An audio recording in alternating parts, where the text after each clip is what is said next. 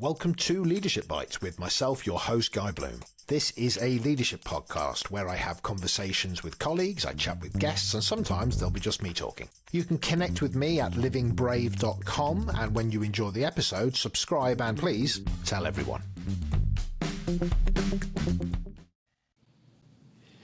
Hi, so I had the rather marvellous Margaret Heffernan on the podcast. Now, we had a little bit of a technical issue, so we did two recordings, and it happened again where unfortunately we lost the back end of the interview.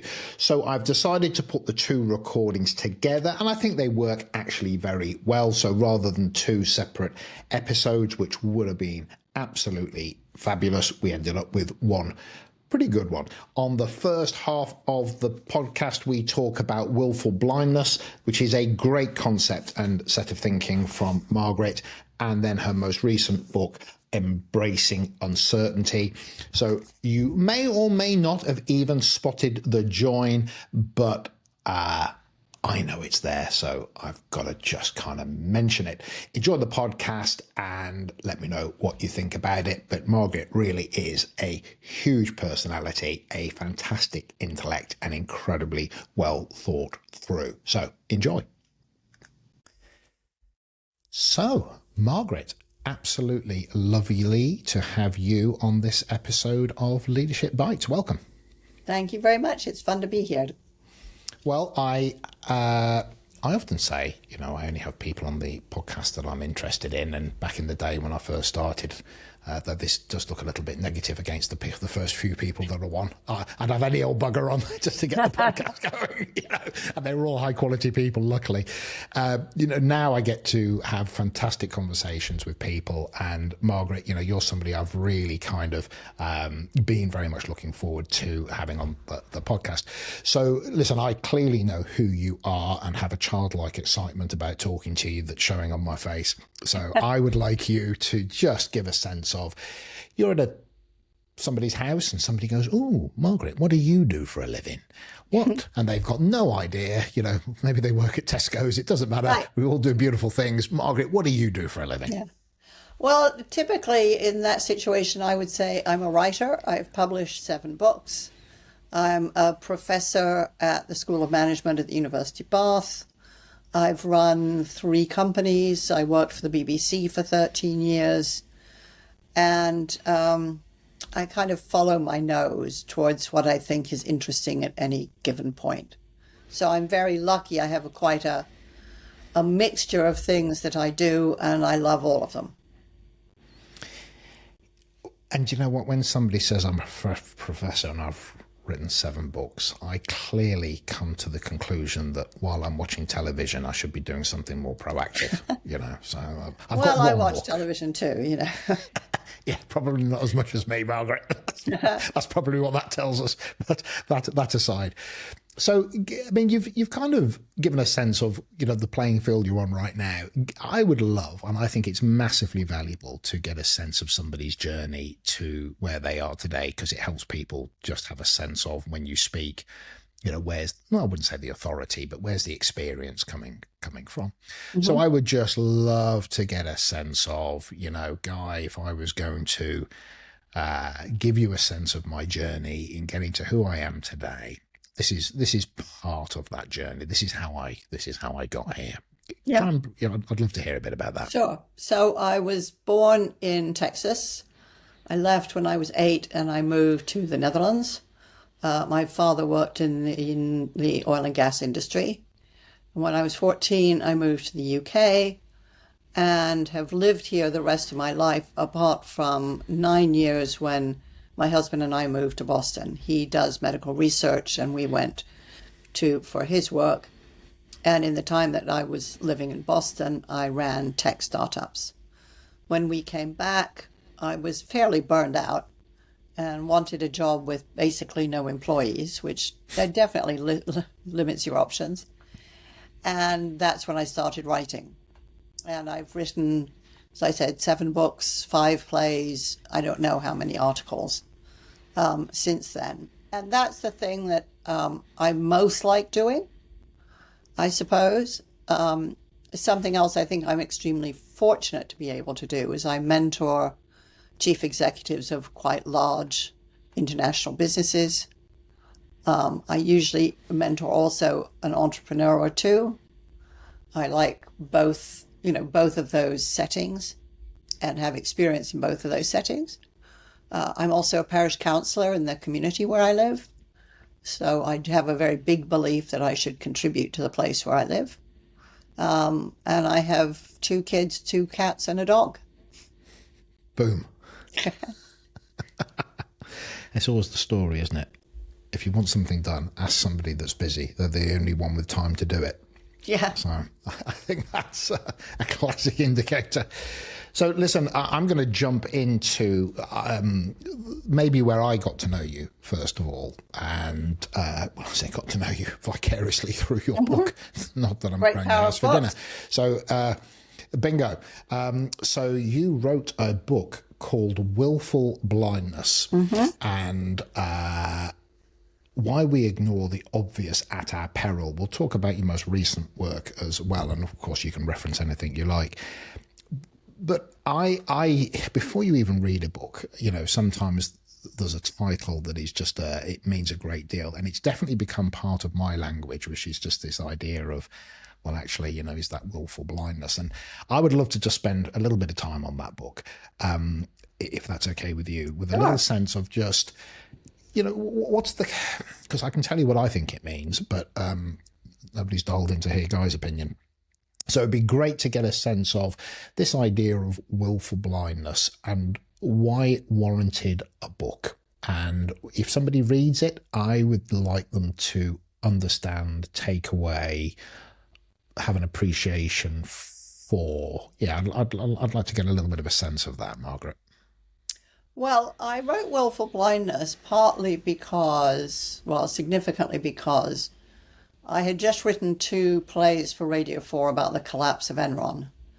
I think partly because I was probably the only person they knew who could read a balance sheet and write a play. But I've always been quite interested in how these massive business failures occur. And in doing the research for the play, I read the transcript of the trial of the chairman, Ken Lay, and the chief executive, Jeff Skilling. And at the end of the play, at the end of the trial, the judge, Simeon Lake, in his summing up, talked about the legal concept of willful blindness, which says that if there are things you could have known and should have known, but somehow managed not to know, then the law deems that you've been willfully blind. You've had an opportunity to inform yourself, and you've shirked it. And I remember reading that and a chill sort of going down my spine, because I thought of the companies I'd run and thought, well, I'm sure there were instances in which there were things I could have known and should have known. And I also thought quite a lot about history and the people and places in which terrible things had happened that, were not secret. And then the world's economy started to collapse due to the banking crisis. And there was this absurd narrative with people saying, oh, nobody could possibly have known. And I thought, I'm pretty sure people were warning about this in 2005. And being a bit of a research nerd, I went back and discovered, yes, they had been. This was knowable. People chose to ignore it. Why? Why? I mean, I also knew that, most child abuse happens in families. It's not stranger danger. So there's always a sense in these tragic cases that something's off. But there's always a sense that everybody's trying really hard not to look at what is exactly going on. And, I'm also very aware of people who, never open their credit card. Well, when it used to come by post, never open their credit card bills, never read their bank statements. And surprise, surprise, end up absolutely mired in debt. That's classic willful blindness. So I thought, okay, this is a big idea. And it causes a lot of havoc. And I'd really like to understand how it works. Because it's everywhere. And so I set off to try to answer my own question. What is this? How does it work? Why do we fall into this trap? And is there something we could learn from this to try to avoid some of the tragic consequences? You see, the bit that gets me is I recognise could have known and should have known, but and maybe this is in there, but I'm just being a little bit picky from a distance, and but also does know. I'm 56 now, and so I've been in this sort of space with teams and individuals, leadership for this is my third decade, and even recently I'm dealing with an MD who has a COO who's, for the want of a better word, a bit of a lunatic, this COO, but he gets stuff done. So we have a CEO who knows what he's like, not could know or could find out, and he's being managed artfully and so just never asks, and maybe has a responsibility to find out if the way he's being managed is correct. But he knows what this individual's like, and that person's behaviour doesn't match the values of the organisation, but this person gets things done, etc. So I think there is the could have known, the should have known, and then there is the do know, but I'm willfully blind to that. Mm-hmm. And that's, there is one I can sort of put down as a kind of an unwillingness to face into the truth. But then there's sometimes you do know the truth, but it serves you. Yeah. Oh, and I just noticed my camera has gone off, so I'm going to turn it on and off again for some reason. There we go. That's science at its finest. Just bear with me.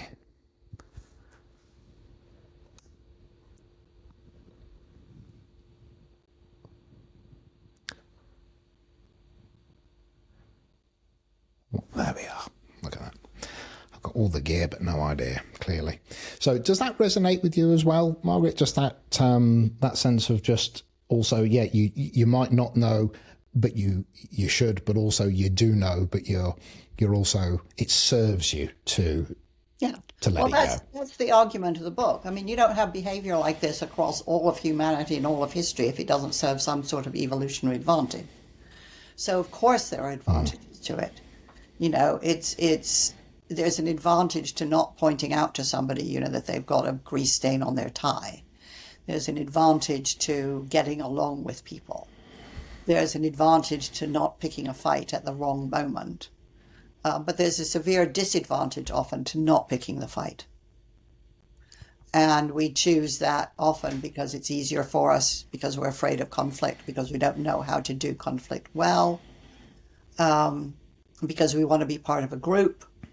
So if everybody's doing something absolutely mad, bad, and stupid, we will go along with it, even at exactly the same moment that we know it's mad, bad, and stupid. So the question is, given the amount of harm that it perpetrates, are we just fine with that and think, oh, well, it's just human nature, never mind child abuse in families, we'll just carry on and carrying on? Or do we want to think seriously about how we might help people in these situations, or help ourselves when we find ourselves in these situations? So that's not then an intellectual position of do you think it's right or wrong, though there might be some things that some people struggle to interpret, but this is a fear response? I think it's much more subtle than that. I think it's much more subtle than that. Mm-hmm. People don't like conflict, and they generally feel if they speak up about something that everybody else is ignoring, that either they're going to be wrong or they're going to be jumped on. It very rarely occurs to them that if they say, when everybody else is ignoring the smoke that's coming into the room, I think probably we should leave, it looks like there's a fire, that actually the consequence of speaking up about that will be, thank God somebody said something, because actually everybody knew, right? So, there are many aspects of human nature, such as we are conformists. We do go along with the crowd. We do fit in with crowds, even when they're doing things that are dangerous to themselves and to us. We are obedient. We absolutely will follow instructions that we know to be wrong. And that's partly because we believe when we go into work that doing what we're told is the same as doing a good job.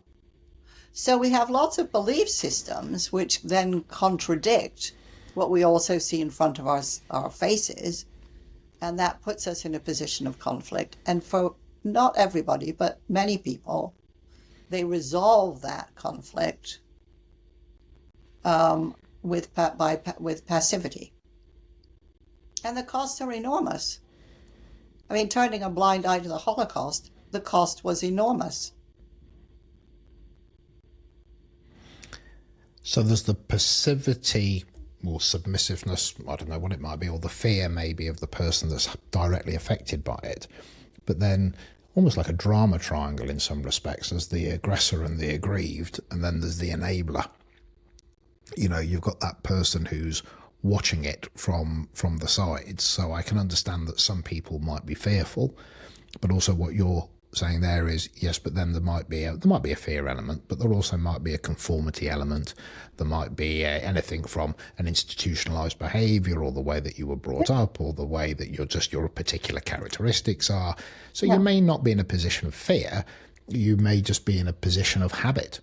You may be in you are following the herd. You're not just part of the tribe, which is a nice thing. You're actually part of the herd, which would be more of a negative thing in that sort of context, if I've understood that correctly.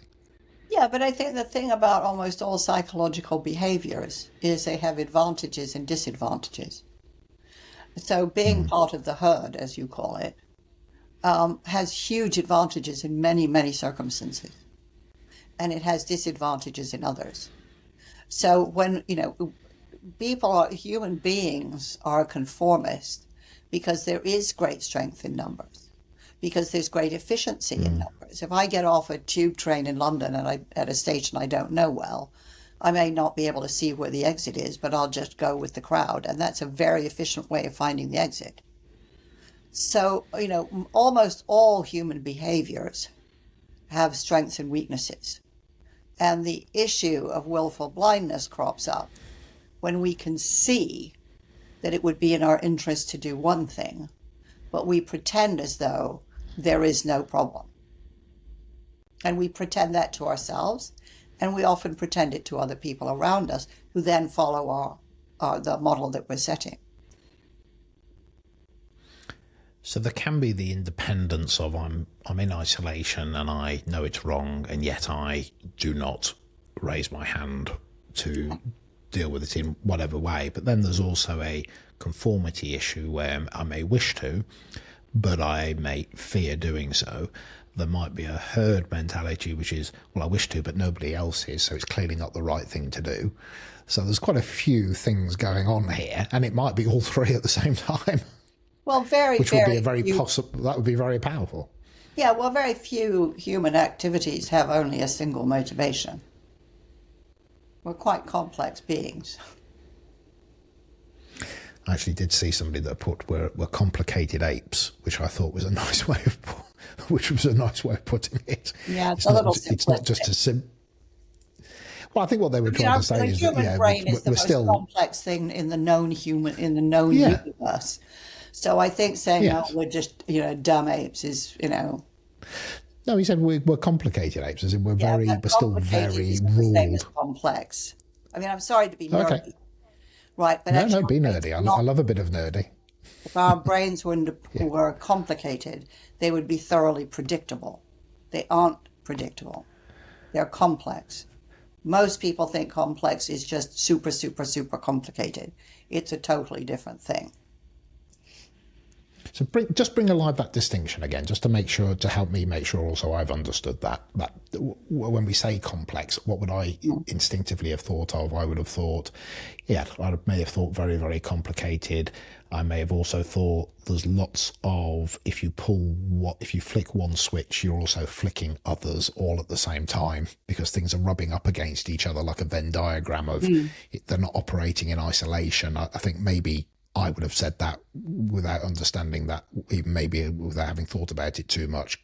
Could you kind of expand on that a little bit then? Yeah, so complicated systems are ones which may have many, many, many moving parts, but they are routine in the sense that they do the same thing over and over and over again in exactly the same way. And as a consequence, they are predictable, and they are very well optimized for efficiency. So you can think of a factory. A factory, making a car is making the same car over and over and over and over and over again with great degrees of precision. There may be small variations in the sense that it may be a blue car today and a red car tomorrow, but basically it's the same thing. And so those systems are very predictable. It's a little bit like if you were going to fly somewhere, you check into the airport, getting the boarding pass is the same, getting the food on the plane is the same, getting the bags on the plane is the same. It doesn't matter whose bags. It doesn't matter what mood the passenger is in.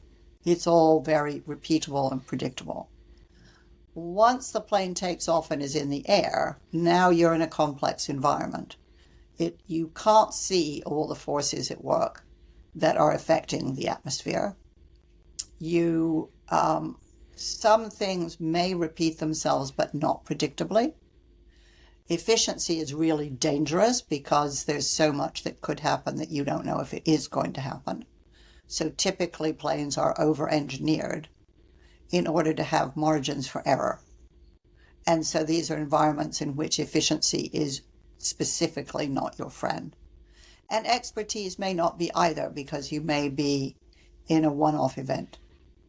So they're very, very different. Complicated and complex are very, very different. And actually the human brain is pretty bloody brilliant at both. So there's something then about unknowns and variables and the environment being something that isn't easily rationalized with a system. Well, and there that might be a way of thinking about it, but it's probably hard to systemize. Yeah, because it can't, because there are variables. Yeah. I mean, it's just like with globalization, that makes a lot of sense. And with globalization of very sophisticated supply chains, the advantage appeared to be, currency arbitrage, labor specialty arbitrage. The best people who make steering wheels are in Turkey and the best people who make brake pads are in Japan. And we can do some currency arbitrage and it all gets cheaper and better, so on. But I think what many people didn't appreciate when we started working this way, we've now gone from the car factory where everything is pretty much under our control, to exposure to numerous, possibly infinite risks in terms of currency transactions, in terms of civil disorder, in terms of labor unrest, in terms of environmental risks, in terms of health risks, in terms of cultural understanding risk, in terms of rare materials supply. I mean, we have taken something that was generally pretty complicated, turned it into something hugely complex, and we're still discovering how to manage it. And there are huge swathes of it, like civil unrest, which you may not see coming because you're sitting in Detroit and you don't really know what the mood in Japan is. And so you can't plan for it and you can't respond to it until, a couple of days later when suddenly, bang, you've got a crisis. So I think it's Ritter and Webb that spoke about tame and wicked in the terms of problems that you've tamed and you have maybe a system or an algorithm that you can run. And then there's wicked, which is, well, we haven't been here before. And it may turn out to be something that we can tame, but it may also turn out to be something that, we can't. I'm thinking as we're talking, so this may not be my best thought through sort of stuff, but it seems to fit that kind of way of looking that, and maybe as the world, as you say, moves forwards, the complexity becomes more normalized, and we live with it, but we try and apply maybe a normalization to a thing that isn't that willing to be normalized. I think that's the heart of the matter, and what we tend to do is kind of overfit for complicated, and therefore don't really come to terms with complexity and keep thinking that we can. I mean, another great example of complexity is thinking about epidemics and pandemics. One of the things that people in epidemiology always say is, if you've seen one epidemic, you've seen one epidemic. They don't repeat themselves. So although you may understand that kind of that they're always going to be with us, because they always have been throughout human history. We don't know where the next one will start. We don't know when it will start. And we don't know what the pathogen will be, which means we don't know how to respond to it. For all the experience we have of dealing with epidemics, it's exactly the same as banking crises. The Bank of England, I think, very bravely has said there will be other banking crises, but they don't know where, they don't know when, and they don't know what will kick it off. But they know it will happen. So this is kind of chastening in the sense that it means, from a leadership perspective, you have to be pretty humble. And you also, I think, have to abandon the sense that efficiency is always your best friend. And I've seen business leaders all over the place make this mistake, which is tighten the margins, be more and more efficient. And then suddenly some surprise jumps out at you and you have no resources with which to respond. We saw this in the UK in particular when the Office for Pandemic Preparedness, which the Whitehall used to run, I have to say not terribly well, but at least it was there, was shut down around 2015, 2016, in order to take those resources and apply it to Brexit. It probably made sense at the time. It was a terrible decision. I think I sense that with what I see as legacy media is not responding to what's going on in terms of social media. And if you look at the people that are listening into media platforms, social media platforms, like a Joe Rogan, for example, versus and I could list 20 others, versus listening to CNN or MBSN or even the BBC, those legacy and the way that the government tries to almost manage its narrative through a media that is already now losing its way. It's almost, there's a complexity there that they're trying to apply what was complicated, but they had an algorithm for dealing with it, to something that has now moved into complexity because you can't control that space. And you can see that the people that move towards that, regardless of their characteristics, the Trumps and the Nigel Farages, who have a comfort in that space. So for me as well, one person's complexity could just be another person's complicated, because if you are willing to maybe shift, is it that, can that be true? Or is it no, it always remains complex? What is complex is complex. Mm-hmm. It's like what is alive is alive.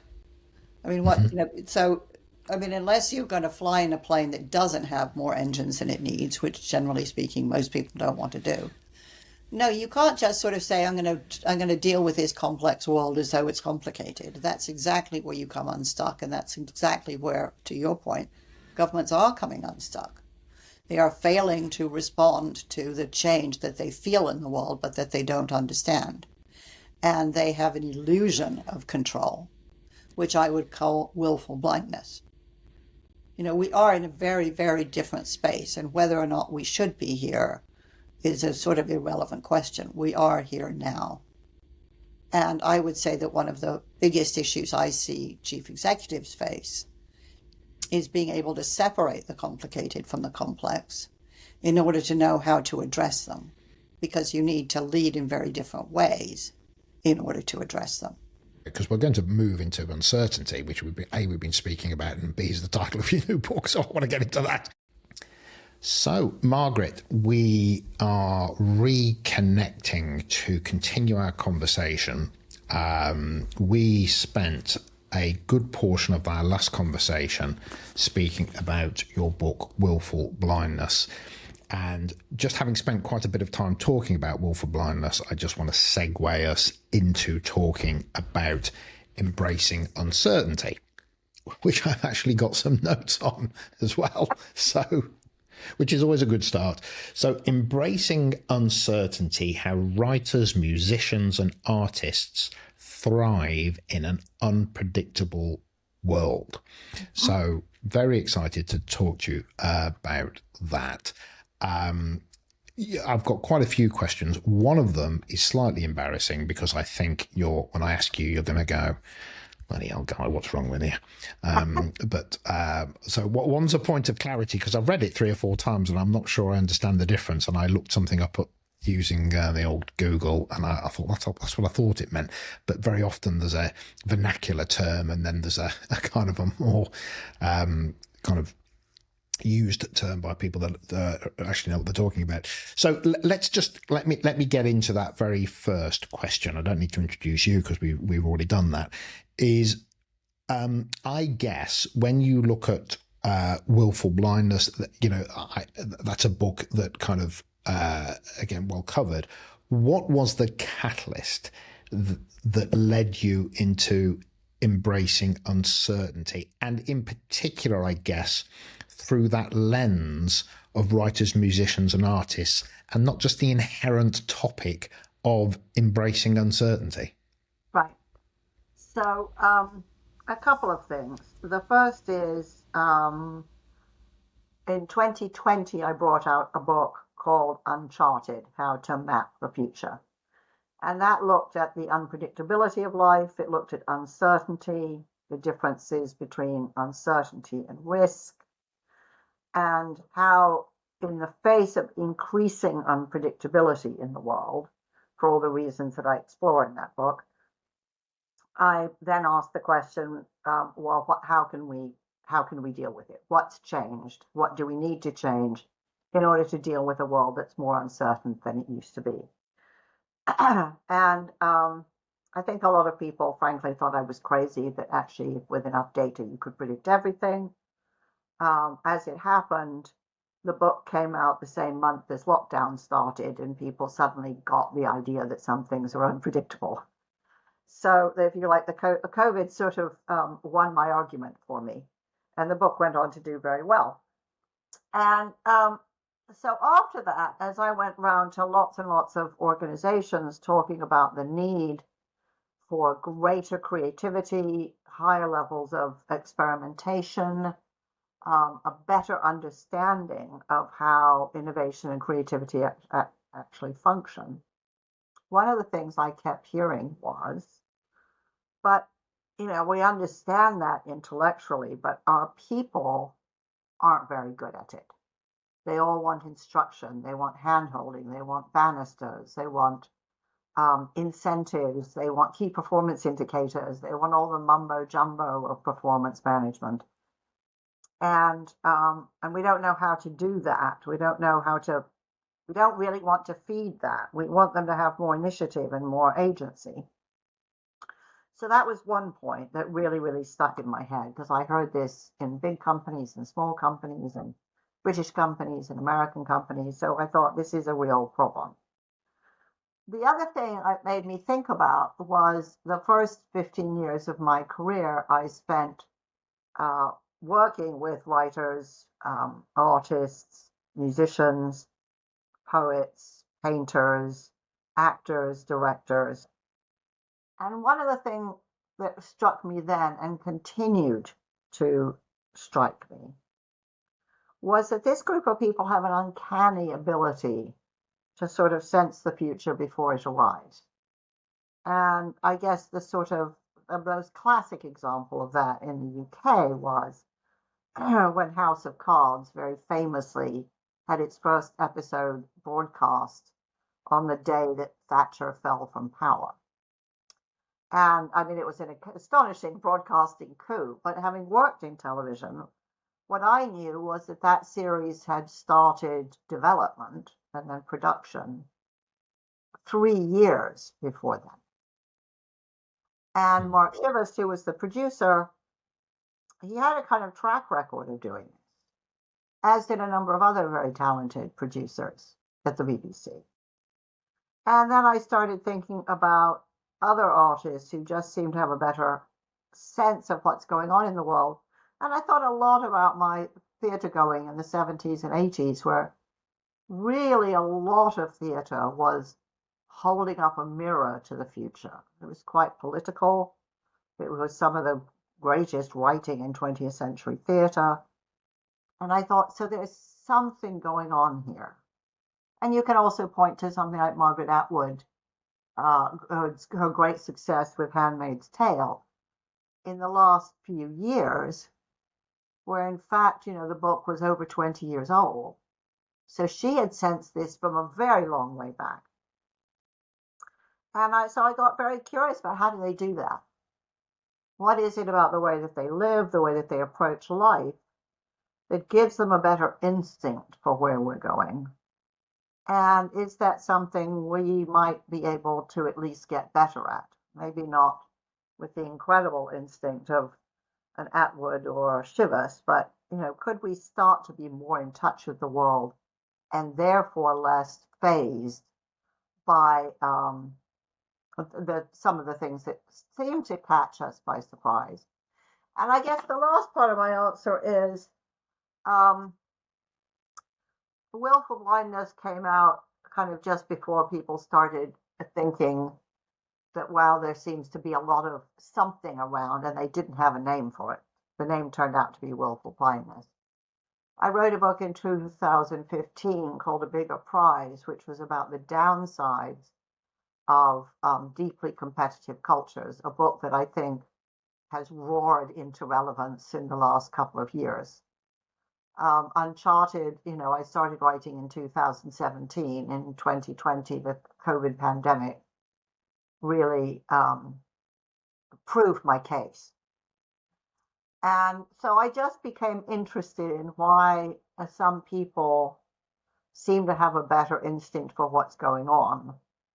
And you can see this in these art forms that often take quite a long time to produce. And my contention when I started, and my contention with it now, is that there's a lot in this that we could all learn from. We're all born creative. We're all born curious. Creativity and curiosity are really fundamental building blocks of agency. They're always part of innovation. But we've both, developed an education system and a way of managing people that I think pretty much kills that stone dead. And we think it makes it easier and it makes the world more predictable. And I think I've now come to the conclusion, actually, it makes us less able to deal with the world that we've designed for ourselves. We are so wedded to knowing the time of our destination before we even leave home. So astonished when it turns out that the GPS estimate wasn't correct. So astonished when our plans don't go according to plan. And because we become so wedded to this predictability, when all of that goes wrong, we're totally thrown and don't know what to do. And so in many ways, Embracing Uncertainty is a very positive book, saying, actually, you do have the capacity to deal with this. And not only is it going to make you better able to deal with uncertainty, it's also probably going to improve your mental health. It's certainly going to improve your creative and critical thinking. And without those things, we really are in trouble.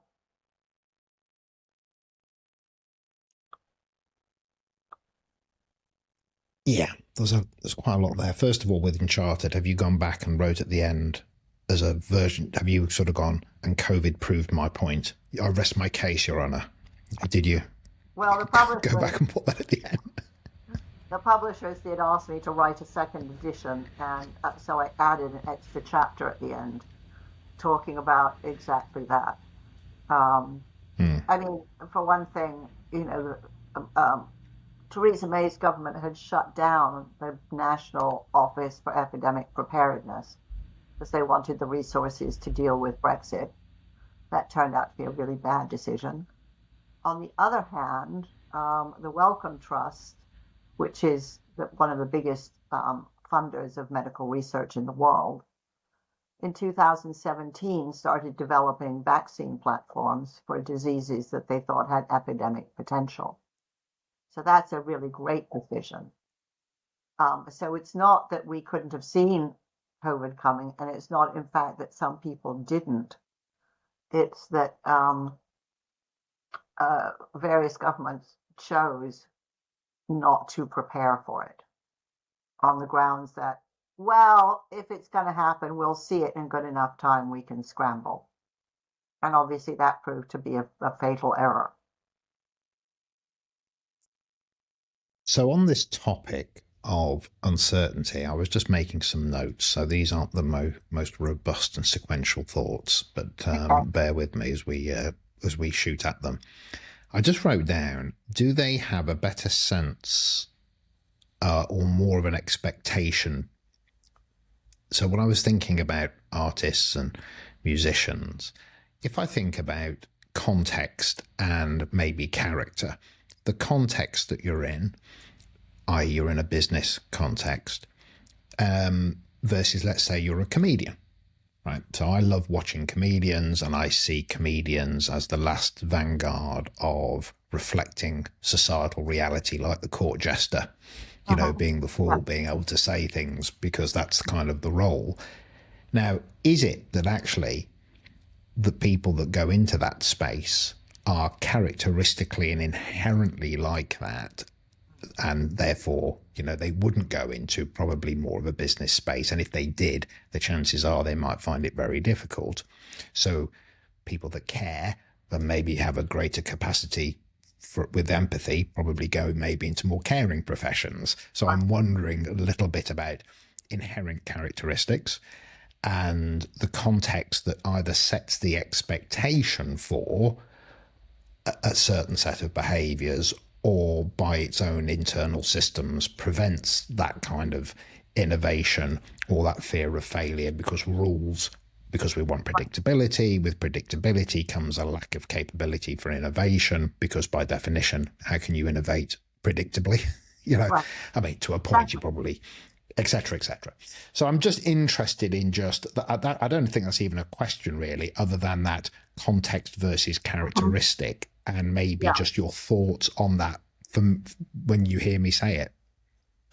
Well, I think that while it's probably true that some people grow up with a capacity and enjoyment of divergent thinking, I'm not sure they're born that way any more than other people.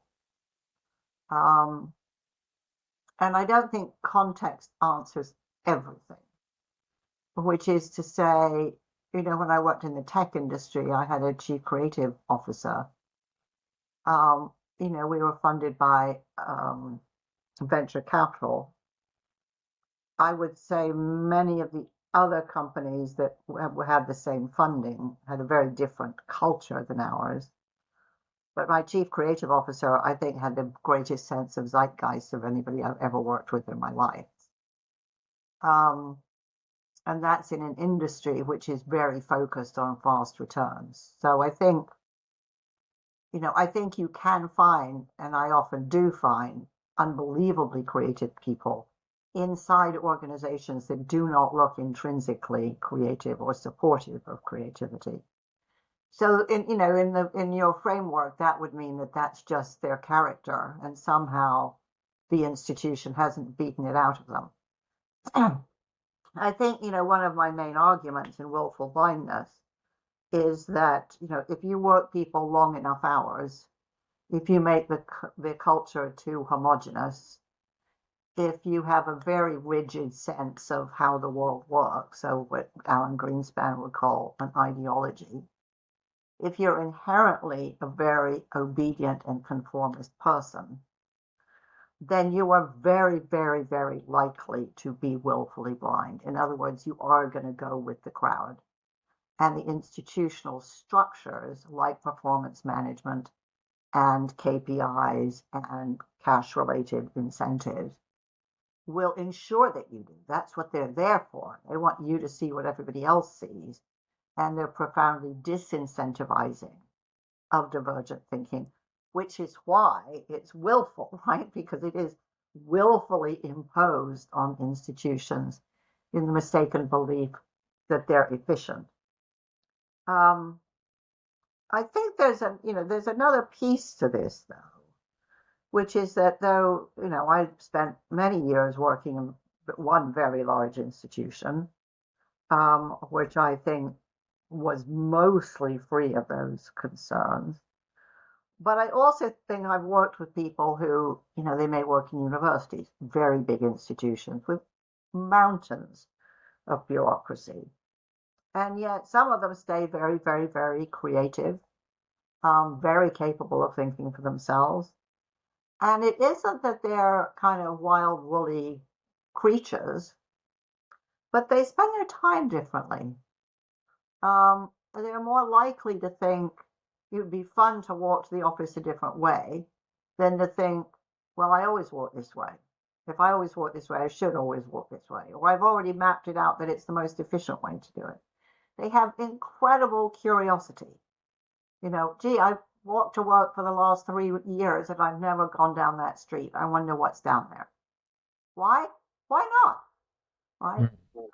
They're more likely to strike up conversations with strangers on the train or on the tube. They're more likely, like my daughter, to overhear conversations and tune into them because they're curious about who's here, what's happening outside, what's going on in the world. They're much broader readers. They won't just read the bestsellers. So they are very independent in their choice of how to live, where to go, what to look at, what to eat. And what they don't do is and I write this in the book, they don't do what the super efficient traveler does, which is research everything from the hotel to the flight to the restaurants to the galleries to the guided tours to within an inch of their lives, so that actually by the time they've researched the trip, they scarcely need to go at all. Right? What those highly efficient people are doing is actively planning uncertainty out of their trip because they don't want anything to go wrong, which means that the best thing that's going to happen is they see nothing that surprises them. So what's the point of travel, right? There's no discovery. There's no exploration. It's all planned out and mapped out in advance. Whereas, you talk to almost anybody about their holiday, and what do they talk about? The couple they just happened to meet sitting at the table next to them, or the little restaurant they discovered by accident that nobody'd ever heard of. So they're so driven to be efficient that they cannot be creative. And I'm interested in efficiency and safety. Yeah. Because they're not necessary. I mean, my efficiency allows me to be safe, but also they may be slightly different things. But there's a safety mechanism in there, which goes back to that observation of if you are inherently more submissive, you're probably inherently looking for safety. But you could, in essence, do something that may not be safe, as in I'm traveling to quite a complex environment or whatever, but through a high level of preparation, I'm mitigating risk. So I'm just, again, I have that sense of that, which is maybe the difference between innovation and divergency, which is and again, I love having these conversations with you because I have an understanding of a word until you tell me, well, maybe think about it differently, which is innovation for me is relatively safe, but and I could be at work and I go, actually, this Excel spreadsheet, we've always had column 3 there. Why don't we move it to column 5? Or, that would make it easier. And everybody goes, oh, bloomin' heck, yes. Now, it's innovation. I mean, it's not inventing the new Dyson vacuum cleaner, but it's still innovation contextually. And probably no better or worse because nobody else has done it before. You have an inspirational flash, and also you either have the psychological safety to offer it into the environment because the environment welcomes it, and or you have the inherent confidence to offer it regardless and it's taken on board. So that's innovation. Divergency, and maybe divergent innovation, would be right. Well, this is going to rock the boat. This is going to burn the bonfire to the ground. But it's innovation, but it's divergent thinking. And maybe I'm explaining myself because maybe the language isn't quite right. But in my mind, that's how I talk about it. And I wonder if there's two elements of that: the safe version of innovation through preparation and the willingness for the house to burn down, metaphorically, because actually it's something revolutionary. Yeah. Well, I would say the first thing is just sort of incremental improvement, which happens a lot. Just lots and lots and lots and lots and lots of marginal gains. And we know that that if you have a process for that, Toyota's famous for it, of course, then things do get better slowly but surely over time. I wouldn't call it innovation particularly. I would just call it improvement. Um, I think the really divergent thinking is capable of bringing a whole new way of seeing something that others didn't necessarily see before. And that's what I would call genuine innovation. And if you look at companies that are very famous, justifiably famous for their innovation, they do this all the time. So they're accepting of the risk. They recognize that many of the things that they try will fail, or they recognize that they may fail but be useful later. So this is true of a lot of innovation at 3M, for example. People always used to be puzzled by how could 3M invent such new products so fast? And when I dug into it, I discovered that actually they don't do it very fast.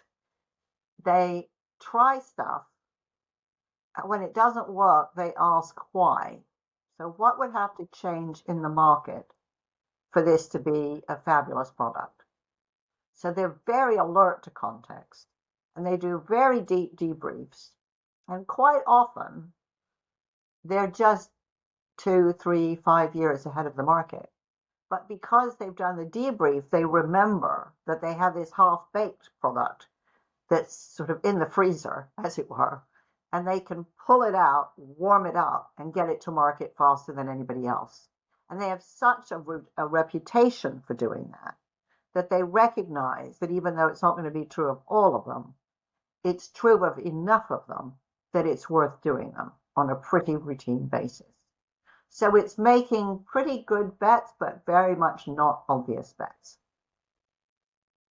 And then there would be something about if we have an environment where the trying, I mean, obviously competence and skill has to be present as well, but an element of in the attempt there will be failure. But if you've ever run an exercise with a team, there are many exercises where the only way they really solve it is by everybody having an opinion and everybody bouncing off each other, and they quickly get to a solution, even though somebody said something a bit daft, it was a trigger for somebody else going, oh, not that, but this. And it bounces you to the end goal. So in some respects, if we make a thing and, we want the best glue available, right? Well, what's that one? Oh, that's the glue that's bloody useless because it never actually sets. Oh, right. And then somebody else goes, well, why don't we stick it on some notes? And we're trying to make the best glue in the world. We end up making technically the worst glue in the world, but somebody else goes, well, why don't you put it on these then? Right. So it's this ability to have failure and then the ability to suggest something that nobody's ever thought of in an environment that goes, and that would help us have this ongoing narrative about our ability to invent and go, how do you do it? Well, actually, it's cultural, it's et cetera, et cetera. Yeah. And I don't think this is very different from the director Thomas Ostermeyer thinking, you know what, I think right now is the perfect moment to do Chekhov's play The Seagull. And I remember going to see that and thinking, well, I saw The Seagull years ago. Why are they doing it now? I don't know. And by the time I left, I knew exactly why they were doing it. I mean, he had just seen in that play, a play I'd never seen. Maybe Chekhov never saw it either, but my God, it was a revelation. And it felt like it had been written 30 minutes before it started. I mean, it just rippled with relevance. So it's the capacity to take something like that and brush it off and suddenly see, this is exactly what we want to see right now. But I think there's another really important point implicit in what you were saying, which is there are very, very, very many things in life that you cannot think your way to the answer for. So am I going to like swimming if I've never been swimming before? Well, I can think about, do I have a fear of water? No. I can think about, I like being in the bathtub. I can think about, gee, the ocean looks pretty. But there's no way I will know if I'll like it without doing it. There's no way to know if I can write a book without trying. There's no way I can figure out how to walk from here to the next village, and I do that without going on the main road. I can think about it. I can even look at maps, but actually whether or not I'm going to be able to, get over that hedge or not, I don't know. And what concerns me, and one of the drivers behind the book, was what I see everywhere, and I saw this particularly in a group of CEOs I was working with last week. Nobody wants to take a decision unless there's a guarantee that it's right. And I got a little energetic, shall we say, in saying, but you guys are supposed to be leaders. What you're really wanting to be is super followers. If you need a guarantee of everything before you dare do it, that isn't leadership at all. Yes. What's the point of you? Yeah, exactly. And I think I'm interested because I understand their complaint about their workforce lacking agency. But here at the very top of organizations, we are proclaiming people who are lacking in agency. And I've asked myself quite often the question, why is that? Why do we have people in these very senior roles who only want to do what is guaranteed to be successful? I mean, you could argue they're the wrong people.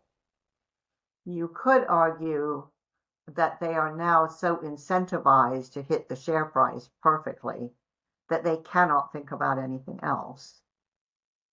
But I also think there's a role that technology plays here, which is if my GPS can tell me what time I'll reach the school where I was speaking today, for example, if my phone can tell me, where my kids are, I get very accustomed to certainty. And I think we have become quite addicted to certainty. I don't want to leave the house until I've seen the weather forecast. I don't want to decide whether to take the bus or drive until I've seen the bus timetable and the GPS estimate. I mean, all this sort of stuff. Don't want to go to a restaurant unless I've made a reservation. I can't go to the movies unless I've booked my ticket. I mean, some of this is a hangover from COVID, but we have become absurdly wedded to not just managing our businesses, but managing ourselves like businesses. And I think the consequence of that is a real absence of creativity, critical thinking, and courage. And those are the qualities that right now, in the total mess that we find ourselves in, we need more than we have ever needed them. This is very interesting then, isn't it, as to it becomes more obvious, or there's greater clarity as to why you would say writers, musicians and artists. And I think about it through that lens, because actually, if I think about, I don't really know a lot about musicians and artists per se. I mean, I like a bit of art and I like a bit of music, but it's not quite the same thing. But I think about my life, and I'm a martial artist. I like watching comedians. So I go through that lens. When I think about martial arts, done it all my life. There are two types of martial artists. There are the ones that will only do what they've been told to do by the person that taught them, and they will never deviate from that behavior. You could say, inverted commas, traditional, but they may not even be doing a traditional martial art. They may, well, that's how I was shown it. And then you have others who are, for the want of a better word, we used to say eclectic, but we changed, the words change. But the people that go, well, I was shown this. However, I've found, in my experience, or they will go, and when you're with them, they'll go, would this work? And what they'll do, so there's three things. There's the repeating things that clearly work, so why would you mess with them? And innovating something that's incredibly efficient probably isn't going to help. Then there's this kind of place of the willingness to work with it in the moment and go, well, actually, you're a bit taller, so you may have to do it differently than somebody that's a bit shorter. So there's almost like an adaptive innovation. Definitely. In the moment. And then there's the willingness just to say on the mat, should we just have half an hour just having a go at some different stuff and see where it takes us? And you can really then tell when you come across those students. In one class, it's obedience to a set pattern. In the other, there's just free movement and chat and conversation. It's a very different, and that's a permission-led environment, but it's also a role modeled environment, because if you went in new in the innovation space and in the traditional space and try to, could we just, and why don't we? Well, good luck, because so again, there's lots of truths. Your inherent character. Is it being role modeled? Is there a permission to do it? Is there an expectation of it? Are you rewarded for it? Or what are you rewarded for? There's so many little jigsaw pieces that probably allow it to work in totality versus it to work maybe in part. That I observe, I think.